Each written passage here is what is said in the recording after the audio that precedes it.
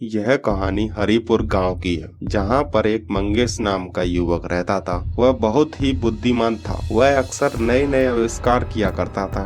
एक दिन उसने माचिस की कार बनाई, जिसे चलाकर देखने के लिए वह गांव के बाहर आ जाता है और उसे चलाकर देखता है। वह कार को रिमोट से कंट्रोल कर रहा होता है। वह उसे जिधर भी मोड़ता है वह उधर मुड़ जाती है। वह उसे चारों ओर चलाकर देखता है। तभी वहां पर गांव के दो बच्चे चिंटू और पिंटू वहां आ जाते हैं और चिंटू पिंटू से कहता है, अरे यार देख कितनी बढ़िया कार है यार, हम भी ऐसी कार बना लेते और गांव में चारों ओर चला कर देखते, बड़ा मजा आता। तभी पिंटू, मगर यार अपने पास तो माचिस ही नहीं है, तो अपन कार कैसे बनाएंगे? जब अपने पास ज्यादा माचिस हो जाएंगी तब अपन भी बढ़िया सी कार बनाएंगे और उसे गांव में चारों ओर चला कर देखेंगे। तभी एक दिन गांव में बहुत सी चुड़ैल खाने की तलाश में आती हैं।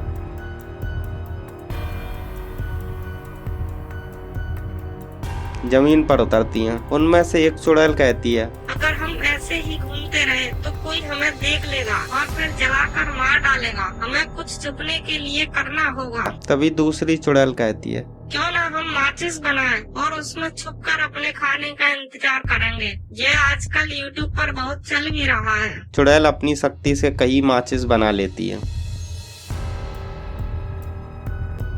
और उसमें सबसे पहले रानी चुड़ैल घुस जाती है। फिर एक एक करके सभी चुड़ैल माचिस में घुस जाती हैं और अपने खाने का इंतजार करने लगती हैं।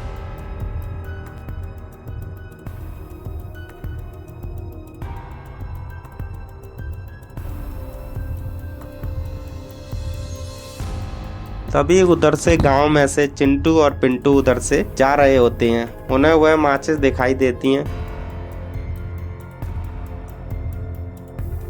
यार यहाँ तो काफी माचिस हैं और ये माचिस काफी बड़ी भी हैं। अगर हम इनकी कार बनाएंगे तो बहुत बढ़िया कार बन सकती है। चलो हम इन सभी माचिस को उठा लेते हैं। फिर उसमें से एक चुड़ैल निकलती है और वह उन दोनों को अपनी ओर खींच लेती है और फिर वे सभी माचिस गायब हो जाती हैं। इधर बच्चों के गायब हो जाने के कारण गांव वाले सभी परेशान हो जाते हैं और वे दौड़े दौड़े जंगल में साधु बाबा के पास जाते हैं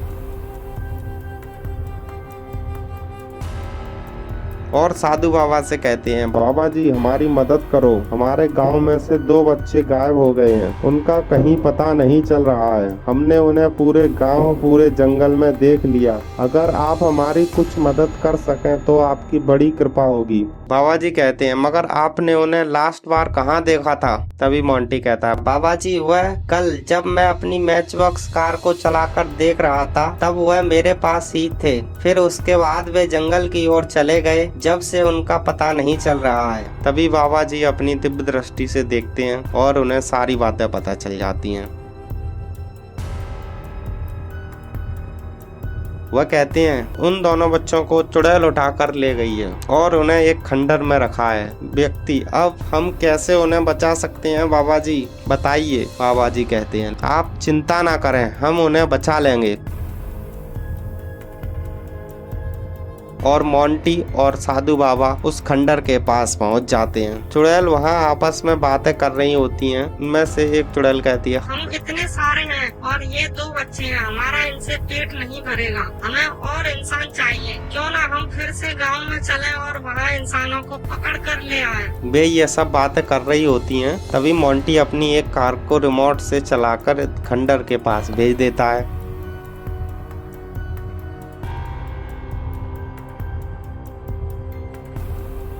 उनमें से एक चुड़ैल उस कार को देख लेती है और कहती है, अरे देखो यहाँ एक कार है, इसमें जरूर कोई इंसान होगा। चलो हम इस कार को पकड़ लेते हैं, जिससे हमारे खाने के लिए और इंसान मिल जाएंगे। और फिर वे सभी चुड़ैल उस कार के पीछे दौड़ने लगती हैं।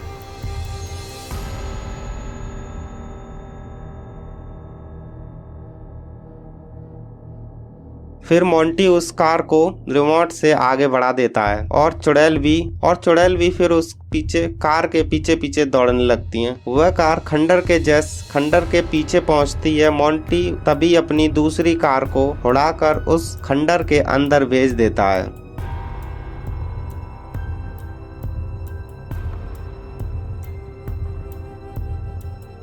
और जब पहली कार उस खंडर के तक आती है, उन बच्चों को बिठाकर जल्दी से बाहर निकाल लेता है।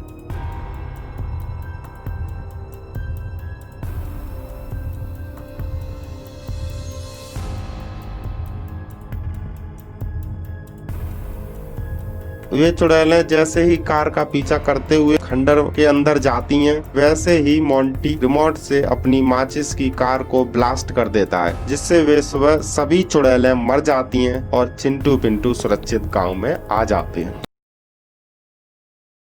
यह कहते ही वह नागिन पर अपनी शक्ति का प्रहार कर देती है। तभी नागिन अपनी शक्ति से एक सुरक्षा कवच बना लेती है।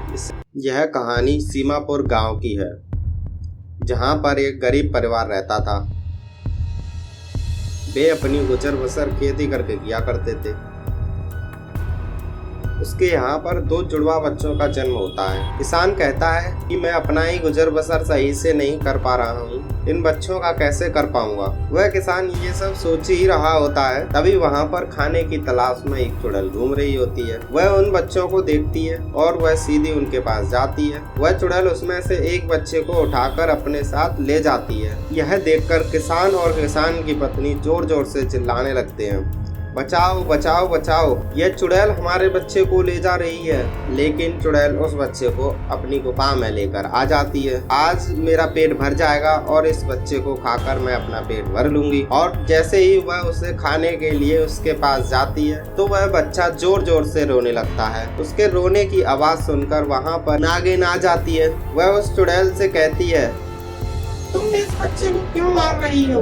इसे छोड़ दो, इसे मत खाओ, मुझे दे दो। चुड़ैल कहती है, तुम यहाँ से चली जाओ, वरना मैं तुम्हें भी जान से मार डालूंगी। नागिन कहती है, तुम इसे मत मारो, मैं इसे पाल पोस कर बड़ा करूंगी।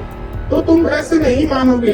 और फिर वह अपनी शक्ति से नागिन पर प्रहार कर देती है। नागिन पर शक्ति का कुछ असर नहीं होता, लेकिन नागिन अपनी शक्ति से चुड़ैल को बेहोश कर देती है। फिर नागिन सोचने लगती है, अरे ये तो इंसान का बच्चा है, मैं इसे कैसे पालूंगी। अब इसके पालन पोषण के लिए मुझे भी इंसान का ही रूप लेना पड़ेगा।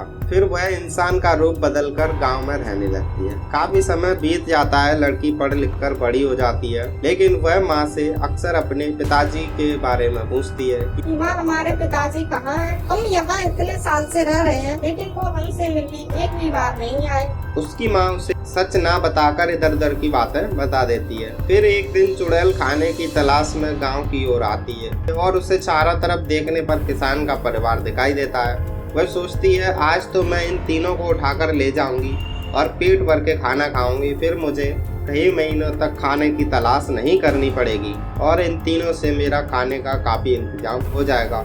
यह सोचकर वह चुड़ैल उनके पास जाती है और उन तीनों को अपने साथ उड़ाकर ले जा रही होती है।